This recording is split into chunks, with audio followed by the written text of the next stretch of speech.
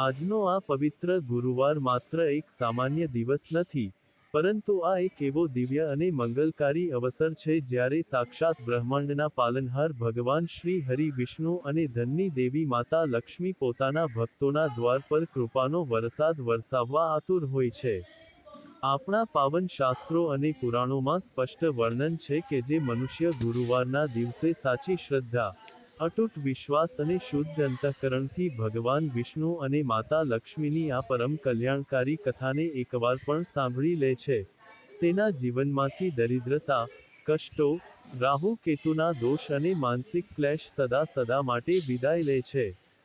પ્રિય ભક્તો, આ સંસારમાં એવો કોઈ જીવ નથી જેને સુખ, શાંતિ અને સમૃદ્ધિની ચાહના ન હોય, પરંતુ અવારનવાર આપણે જીવનની દોડધામમાં એ ભૂલી જઈએ છીએ કે ખરું સુખ માત્ર માનવ શ્રમથી નહીં, પરંતુ પરમાત્માની કૃપા દ્રષ્ટિથી પ્રાપ્ત થાય છે.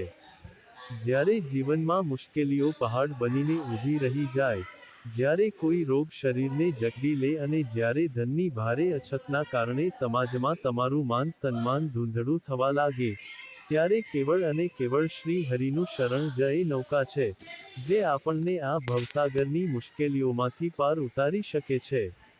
ભગવાન વિષ્ણુ ધૈર્ય, ક્ષમા અને પરમ શાંતિના પ્રતીક છે, તો માતા લક્ષ્મી ઐશ્વર્ય, વૈભવ અને કરુણાની અધિષ્ઠાત્રી દેવી છે.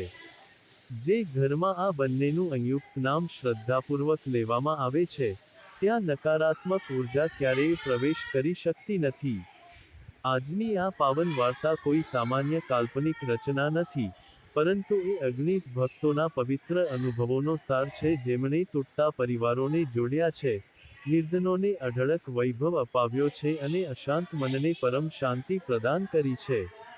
પરંતુ પ્રિય શ્રોતાઓ, કથા સાંભળવાનું પૂર્ણ ફળ ત્યારે જ મળે છે જ્યારે તેને આદિથી અંત સુધી પૂરી સાંભળવામાં આવે.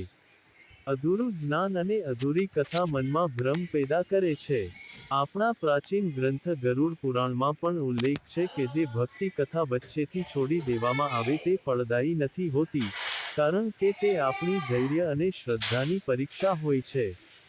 એટલા માટે પોતાના મનને શાંત કરો, ઘરની બધી ચિંતાઓને પ્રભુના ચરણોમાં અર્પિત કરી દો અને આ કથાના દિવ્ય સાગરમાં ડૂબી જાઓ. જો તમે તમારી જાતને સાચા સનાતની માનો છો અને પ્રભુ પ્રત્યે તમારી અતૂટ આસ્થા છે, તો આ પાવન સંદેશને બીજા સગા સંબંધીઓ સુધી પહોંચાડવો એ પણ તમારો ધર્મ છે. ધર્મની આ જ્યોતિ નિરંતર બળતી રહે તે માટે આ વિડીયોને લાઈક કરો, તમારા સ્નેહીજનો સાથે શેર કરો અને આપણી ચેનલને સબસ્ક્રાઇબ ચોક્કસ કરજો. આવો હવે આપણે સમયના ચક્રને પાછળ ફેરવીએ અને એ ગૌરવશાળી યુગ તરફ ચાલીએ જ્યાંથી આ દિવ્ય કથાનો પ્રારંભ થાય છે. પ્રાચીન ભારતવર્ષની પવિત્ર પુણ્યભૂમિ પર એક અત્યંત સુંદર, વૈભવશાળી અને સમૃદ્ધ રાજ્ય આવેલું હતું, જેનું નામ હતું કનકપુર. કનકપુરની સુંદરતા અને શાંતિ એવી અદ્ભુત હતી કે નગરમાં પગ મૂકતા જ સ્વર્ગનો આભાસ થતો હતો.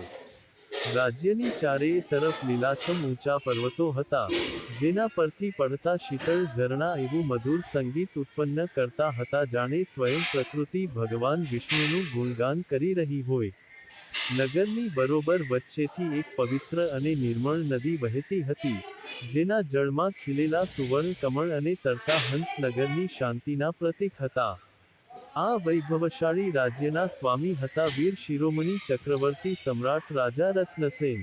રાજા રત્નસેન યુદ્ધ કલામાં જેટલા નિપુણ હતા, તેટલું જ તેમનું હૃદય કોમળ અને ધર્મપ્રાયણ હતું. તેઓ પોતાની પ્રજાને સંતાન સમાન ગણતા અને પ્રજા પણ તેમને પિતાતુલ્ય આદર આપતી. તેમના શાસનમાં ચોરી, અસત્ય કે દુઃખનું કોઈ નામનિશાન ન હતું. રાજા રત્નસેનનો દિવસ દરરોજ બ્રહ્મ મુહૂર્તમાં પ્રારંભ થતો હતો. સૂર્યનારાયણનું પહેલું કિરણ ધરતીને સ્પર્શે તે પહેલા જ રાજા ભગવાન વિષ્ણુ અને માતા લક્ષ્મીની મહાઆરતી અને પૂજનમાં લીન થઈ જતા હતા. તેઓ દ્રઢપણે માનતા હતા કે તેમની પાસે જે પણ ધન, વૈભવ, સેના અને શક્તિ છે તે બધું પ્રભુની આપેલી અમાનત છે. જ્યારે તેઓ પૂજા અર્ચના પતાવીને રાજદરબારમાં આવતા, ત્યારે તેમના મુખમંડળ પર એક તેજસ્વી દિવ્યતા છલકાતી હતી. રાજાની આ ધર્મશક્તિનો અસલી આધાર તેમની અર્ધાંગિની રાણી ભાનુમતી હતા. રાણી ભાનુમતી સાક્ષાત લક્ષ્મીજીનું જ સ્વરૂપ માનવામાં આવતા. તેઓ અત્યંત મૃદુભાષી, સદાચારી અને પતિવ્રતા નારી હતા. રાણીનો દિવસ પણ ગરીબોને દાન પુણ્ય અને હરિભક્તિથી શરૂ થતો. તેઓ અવારનવાર રાજમહેલના વૈભવને છોડી સામાન્ય નગરજનોની સ્ત્રીઓ વચ્ચે બેસતા, તેમની પીડા સાંભળતા અને તેનો નિકાલ કરતા. તેમના રાજ્ય પર માતા લક્ષ્મી અને ધનપતિ કુબેરની એટલી અસીમ કૃપા હતી કે દરિદ્રતા કે ગરીબી શબ્દ કનકપુરના શબ્દકોશમાં હતો જ નહીં. ભગવાનની અસીમ કૃપાથી રાજા રત્નસેન અને રાણી ભાનુમતીને ત્યાં બે અત્યંત તેજસ્વી રાજકુમારોનો જન્મ થયો. તે બાળકો એટલા રૂપવાન હતા કે નગરનો કોઈ પણ વ્યક્તિ તેમને જુએ તો તેના મનની બધી ચિંતાઓ હણાઈ જતી. જ્યારે તે બંને નાનકડા રાજકુમારો મહેલના આંગણામાં રમતા, ત્યારે તેમની નિર્દોષ હાસ્યથી આખું વાતાવરણ પ્રફુલ્લ થઈ ઉઠતું હતું. રાજા રાણીનો આખો સંસાર આ બે દીકરાઓમાં સમેટાયેલો હતો. ધીરે ધીરે સમય વીતતો ગયો અને કનકપુરની કીર્તિ ચારેય દિશામાં ફેલાવા લાગી. પરંતુ સમયનું પૈડું ક્યારેય એક સરખું નથી રહેતું. કહેવાય છે ને કે જ્યારે માણસ પાસે અતિશય ધન, સંપત્તિ અને સત્તા આવી જાય છે, ત્યારે ક્યારેક તેના અંદરનો વિવેક સૂઈ જાય છે અને અહંકાર જાગી જાય છે. કનકપુરમાં વૈભવ એટલો વધી ગયો કે રાજા રત્નસેનના મનમાં ધીરે ધીરે એક સૂક્ષ્મ ઘમંડે જન્મ લેવાનું શરૂ કર્યું. શરૂઆતમાં રાજાએ પોતાની નિત્ય પૂજાનો સમય ઘટાડવા માંડ્યો. જ્યાં તેઓ કલાકો સુધી પ્રભુના ધ્યાનમાં લીન રહેતા, હવે તે સમયે તેઓ પોતાની સેનાની પ્રશંસા સાંભળવામાં અને પોતાના ભંડારોને નિહાળવામાં વિતાવવા લાગ્યા. તેમના મનમાં હવે એવો ખોટો વિચાર ઘર કરવા લાગ્યો કે આ જે પ્રજા આટલી ખુશ છે, જે ધનનો વરસાદ થઈ રહ્યો છે, તે ઈશ્વરના કારણે નહીં પરંતુ મારી શ્રેષ્ઠ યુદ્ધનીતિ અને પરાક્રમનું પરિણામ છે. રાણી ભાનુમતીએ રાજાના સ્વભાવમાં આવતા આ નકારાત્મક ફેરફારને તરત જ નોંધી લીધો. એક સાંજની વાત છે, જ્યારે રાજા પોતાના શયનકક્ષમાં એકલા બેસીને સોનામહોરો ગણી રહ્યા હતા, ત્યારે રાણી તેમની પાસે ગયા અને અત્યંત વિનમ્રતાથી કહ્યું કે હે મહારાજ, આપણા રાજ્યમાં જે સુખ અને વૈભવની સરવાણી વહી રહી છે, તે માત્ર પ્રભુ શ્રી હરિ અને લક્ષ્મીજીની કૃપાનો પ્રસાદ છે. હું જોઈ રહી છું કે આપ ધીરે ધીરે ભક્તિના માર્ગથી વિમુખ થઈ રહ્યા છો. યાદ રાખજો, પ્રભુની આપેલી વસ્તુ પર અહંકાર કરવો એ જ પતનનું પ્રથમ પગથિયું છે. પરંતુ રાજા રત્નસેન પર અહંકારનો પડદો એટલો જાડો થઈ ચૂક્યો હતો કે તેમને રાણીની આ હિત વચન પણ કડવી ઝેર જેવી લાગી. તેમણે ક્રોધિત સ્વરમાં કહ્યું કે પ્રિયે, તું ભક્તિમાં એટલી આંધળી થઈ ગઈ છે કે તને મારો પુરુષાર્થ દેખાતો નથી? આ સામ્રાજ્ય મેં મારી તલવારની ધાર પર સુરક્ષિત રાખ્યું છે. આ ધન ભંડાર મારી ન્યાયનીતિથી વધ્યા છે. ઈશ્વર તો અદૃશ્ય છે, પરંતુ આ રાજ્યનો સાક્ષાત ભાગ્યવિધાતા હું છું. રાણીની આંખોમાં આંસુ આવી ગયા. તેઓ સમજી ગયા કે રાજાના મનમાં અહંકારે પોતાના મૂળ ઊંડા જમાવી દીધા છે.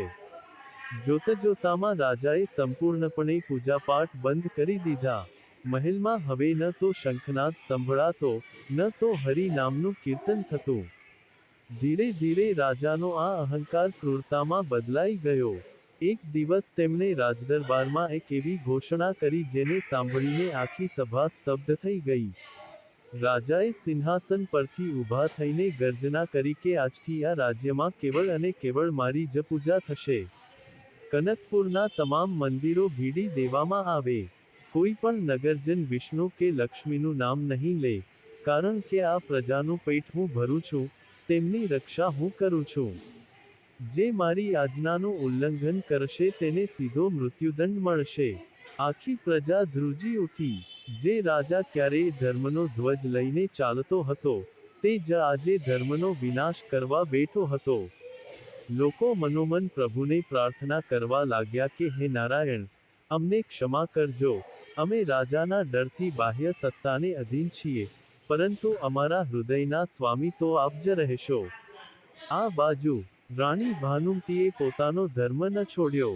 તેમણે રાજમહેલના એક એવા ગુપ્ત ખૂણામાં, જ્યાં કોઈની નજર ન પડી શકે, ત્યાં ભગવાન વિષ્ણુ અને માતા લક્ષ્મીની એક નાની માટીની પ્રતિમા સ્થાપિત કરી. તે ગુપ્ત રૂમની બહાર તેમણે એક પવિત્ર કેળાનું વૃક્ષ વાવ્યું, જેને તેઓ સાક્ષાત દેવગુરુ બૃહસ્પતિનું સ્વરૂપ માનતા હતા. તેઓ દર ગુરુવારે ત્યાં છુપાઈને વ્રત રાખતા, પૂજા કરતા અને પોતાના પતિની સદ્બુદ્ધિ માટે પ્રભુને આજીજી કરતા. પરંતુ રાજાનો અહંકાર હવે સીમા ઓળંગી ચૂક્યો હતો. રાજાના ગુપ્તચરોએ જલ્દી જ શોધી કાઢ્યું કે રાણી મહેલમાં ગુપ્ત રીતે પૂજા કરે છે. જ્યારે આ વાત રાજા રત્નસેન સુધી પહોંચી, ત્યારે તેઓ ક્રોધથી અંધ થઈ ગયા. તેઓ સીધા રાણીના તે ગુપ્ત કક્ષમાં ધસી ગયા. રાણી ત્યાં આંખો બંધ કરીને પ્રભુના ચરણોમાં શીશ ઝુકાવીને બેઠા હતા. રાજાએ ગુસ્સામાં આવીને તે પવિત્ર કેળાના વૃક્ષને મૂળમાંથી ઉખેડી નાખ્યું અને ભગવાન વિષ્ણુ તથા માતા લક્ષ્મીની તે દિવ્ય મૂર્તિઓને નિર્દયતાથી ઉઠાવીને નગરના મુખ્ય ચૌટા પર ફેંકાવી દીધી.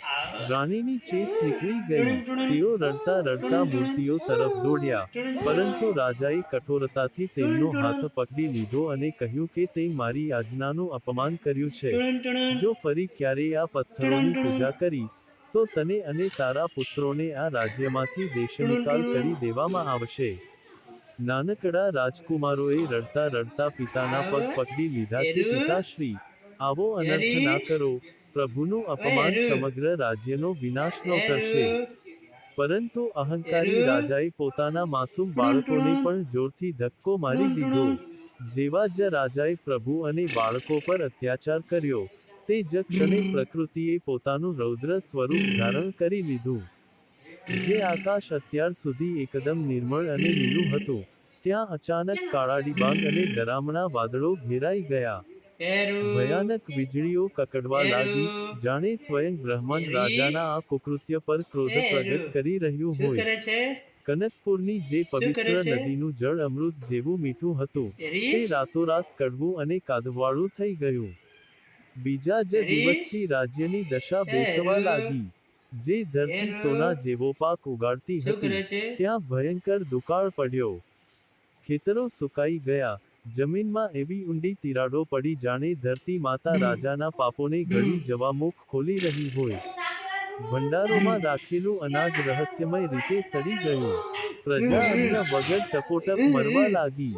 ખજાનો ખાલી થઈ રહ્યો હતો, છતાં રાજાએ દયા બતાવવાના બદલે ભૂખી પ્રજા પર ભારે કર ઝીંકી દીધો.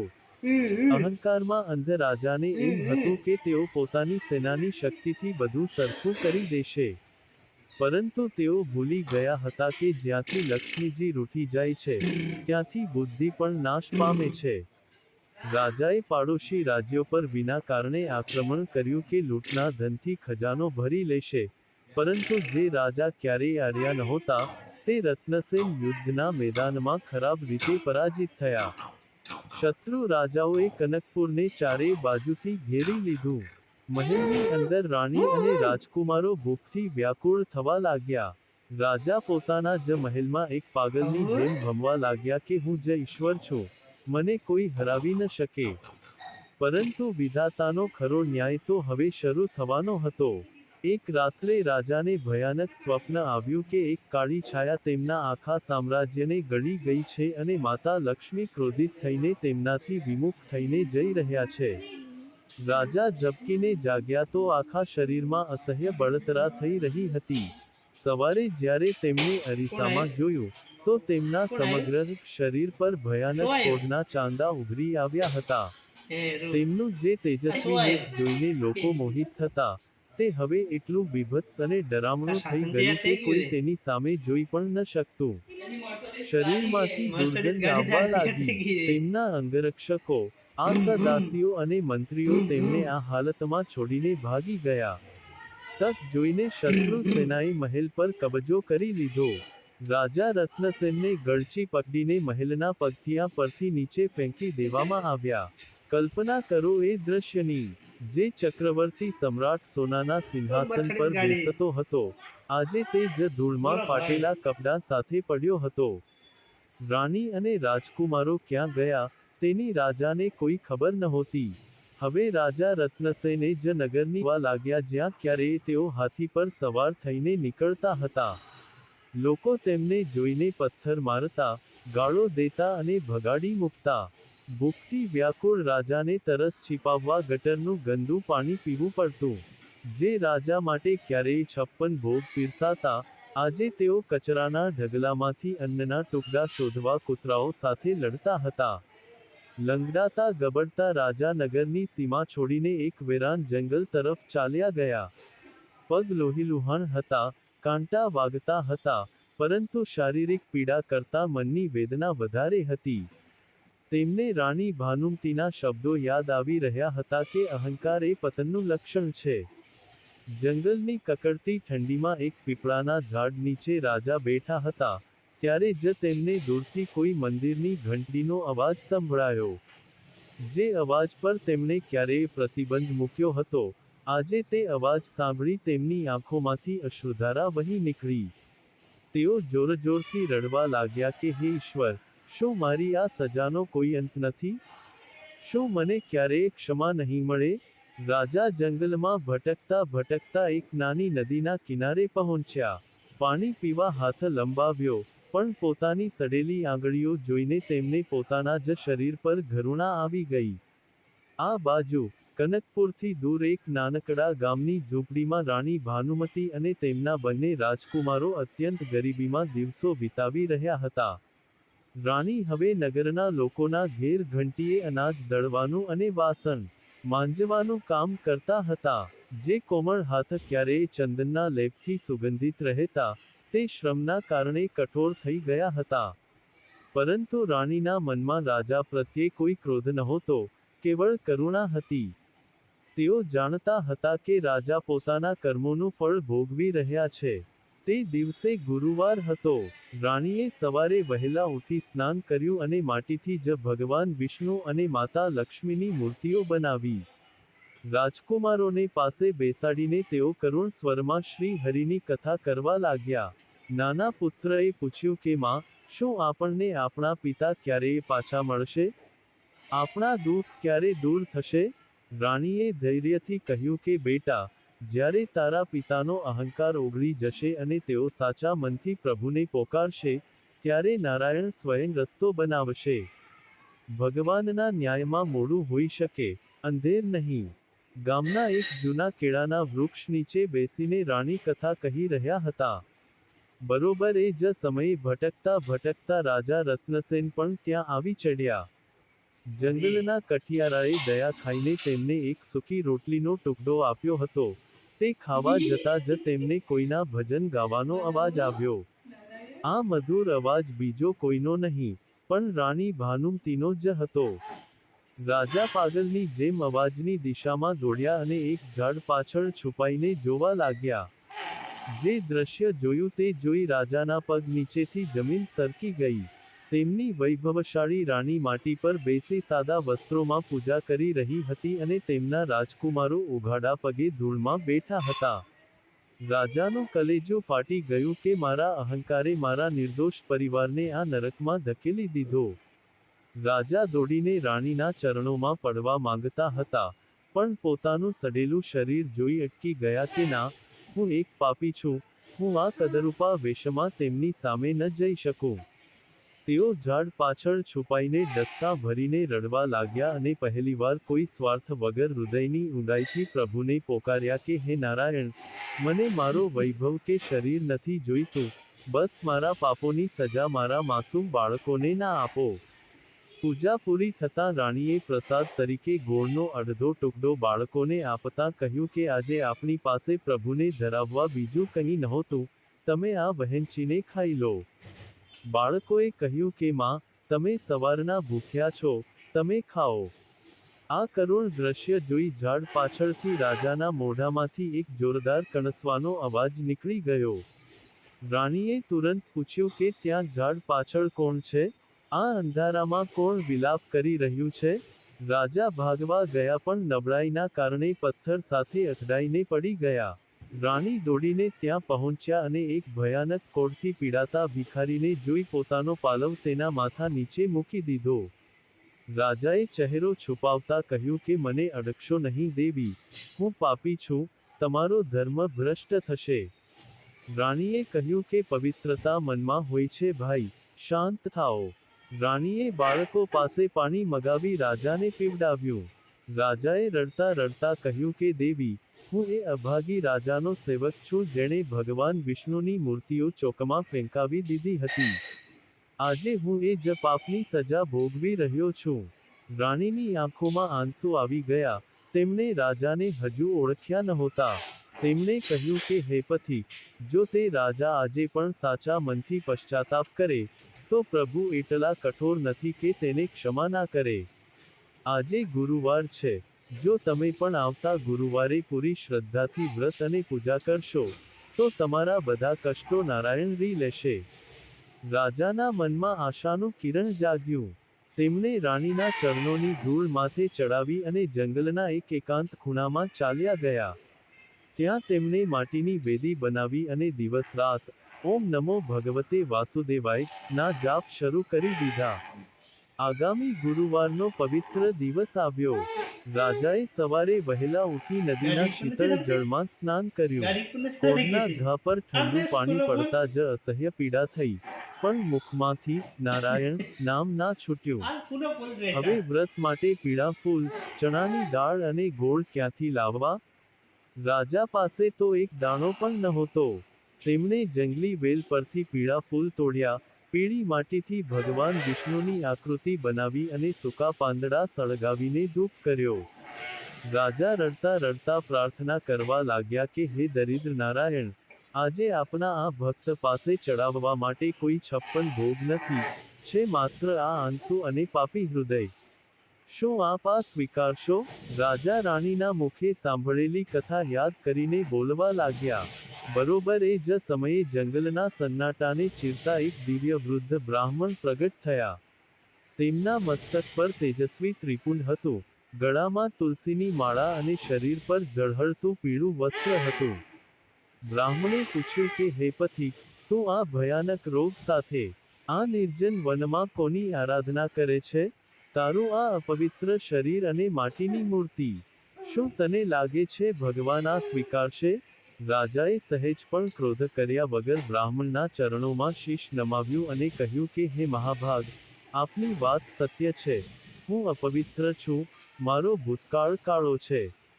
પરંતુ મેં સાંભળ્યું છે કે પ્રભુ માત્ર સાચા ભાવના ભૂખ્યા છે. જો તેઓ ઈચ્છે તો મને ધિક્કારી દે, પણ હું હવે તેમની ચોખટ છોડીને ક્યાંય નહીં જાઉં. રાજાની આ નિષ્કપટ વાણી સાંભળી બ્રાહ્મણ દેવ પ્રસન્ન થયા. તેમણે પોતાની જોડીમાંથી એક પીળું ફળ અને મુઠ્ઠીભર ચણાની દાળ રાજાને આપતા કહ્યું કે લે, આ પ્રસાદ તારી પૂજામાં અર્પિત કર અને કથા પૂરી થયા પછી તું આ ગ્રહણ કરજે. રાજાએ શ્રદ્ધાપૂર્વક કથા પૂર્ણ કરી. જ્યારે તેમણે પાછળ જોયું તો તે બ્રાહ્મણ દેવ અંતર્ધ્યાન થઈ ચૂક્યા હતા. સાક્ષાત ભગવાન વિષ્ણુ જ બ્રાહ્મણ રૂપે આવ્યા હતા. રાજાએ જેવો તે દિવ્ય પ્રસાદ ગ્રહણ કર્યો, તે જ ક્ષણે તેમના શરીરમાં વીજળી જેવો ચમકારો થયો. જે કોઢ વર્ષોથી પીડતો હતો તેની ખંજવાળ બંધ થઈ ગઈ અને ઘા આપોઆપ સુકાઈ ગયા. એટલું જ નહીં, જે માટીની મૂર્તિ હતી ત્યાંથી એક નાનકડો કેળાનો છોડ જમીન ફાડીને બહાર નીકળ્યો અને ક્ષણવારમાં તેના પર સોના જેવા પીળા ફળો ટકી ગયા. રાજા પ્રભુની આ લીલા જોઈ ભાવવિભોર થઈ ગયા. હવે રાજા રત્નસેન કોઈ સમ્રાટ તરીકે નહીં, પણ સાધારણ સેવક બનીને પશ્ચાતાપ કરવા કનકપુર નગર તરફ પાછા ફર્યા. નગરના ચોક પર જ્યાં તેમણે મૂર્તિઓ ફેંકાવી હતી, ત્યાં ગંદકીનો ઢગલો હતો. રાજાએ કોઈની પરવાહ કર્યા વગર પોતાના હાથે કચરો સાફ કરવાનું શરૂ કર્યું. લોકો તેમને પાગલ સમજી હસતા હતા. સૈનિકોએ આવીને તેમને લાતો મારી કે અહીં પૂજા કરવાની મનાઈ છે. છતાં રાજાએ શાંત રહીને કહ્યું કે ભાઈ, મને મારો તો ભલે મારો, પણ મને પ્રભુના સ્થાનની ધૂળ સાફ કરવા દો. તેમના મુખમાંથી માત્ર નારાયણ નીકળતું હતું. આ દ્રશ્ય જોવા નગરના લોકો એકઠા થયા, જેમાં રાણી ભાનુમતી અને રાજકુમારો પણ હતા. રાણીએ જ્યારે જોયું કે એક પુરુષ લોહીલુહાણ હાલતમાં પણ મૂર્તિઓને છાતીએ લગાવી બેઠો છે, ત્યારે તેમણે આગળ વધી પોતાના પાલવથી રાજાના ઘા લૂછ્યા. રાજાએ આંખો ખોલી તો સામે પોતાની પત્ની અને બાળકો હતા. રાજાએ રડતા રડતા કહ્યું કે દેવી, હું જ એ પાપી રાજા રત્નસેન છું, જેના અહંકારે આખા રાજ્યની આ દશા કરી. રાણી પોતાના પતિને ઓળખીને ચીસ પાડી ઉઠ્યા કે મહારાજ, આપ આ હાલતમાં? બાળકો પિતાને વળગી પડ્યા. બરોબર એ જ ક્ષણે તે ખંડિત મૂર્તિઓમાંથી એક અદ્ભુત દિવ્ય પ્રકાશપુંજ નીકળ્યો, જેની ગર્જનાથી શત્રુના સૈનિકો અંધ થઈને ભાગવા લાગ્યા.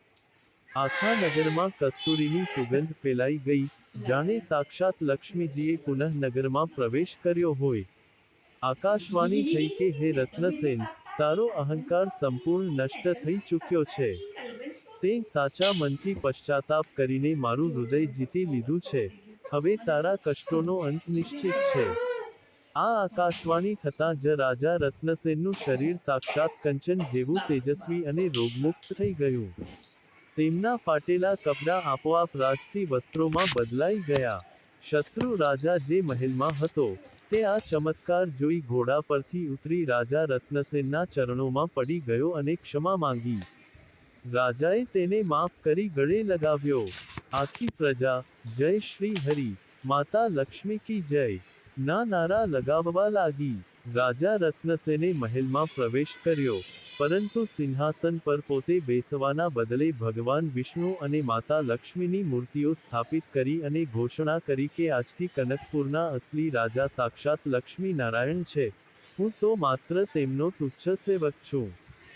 જ્યાં મૂર્તિઓ ફેંકાઈ હતી ત્યાં એક ભવ્ય મંદિર બનાવવામાં આવ્યું. રાજ્યમાં ફરીથી ખુશહાલી આવી ગઈ, નદીઓ મીઠા જળથી ભરાઈ ગઈ અને પ્રજા ધન ધાન્યથી સુખી થઈ ગઈ. રાજા અને રાણીએ આજીવન પૂરા વિધિ વિધાનથી ગુરુવારનું વ્રત કર્યું અને ધર્મનો માર્ગ અપનાવ્યો. પ્રિય શ્રોતાગણ, રાજા રત્નસેનની આ અમર કથા આપણને એ શીખવે છે કે માણસ પાસે ગમે તેટલું ધન, દોલત, પદ કે પ્રતિષ્ઠા આવી જાય, તેણે ક્યારેય અહંકાર ન કરવો જોઈએ. અહંકાર એ ઉદય છે જે આપણા પુણ્યને ચાટી જાય છે. પરંતુ જો ક્યારેય ભૂલ થઈ પણ જાય, અને મનુષ્ય સાચા મનથી પ્રભુના શરણમાં જઈ પશ્ચાતાપ કરે, તો ભગવાન વિષ્ણુ અને માતા લક્ષ્મી તેના તમામ પાપો માફ કરી તેને સુખ સમૃદ્ધિ પ્રદાન કરે છે. બોલો લક્ષ્મી નારાયણ ભગવાનની જય. દેવગુરુ બૃહસ્પતિ દેવની જય.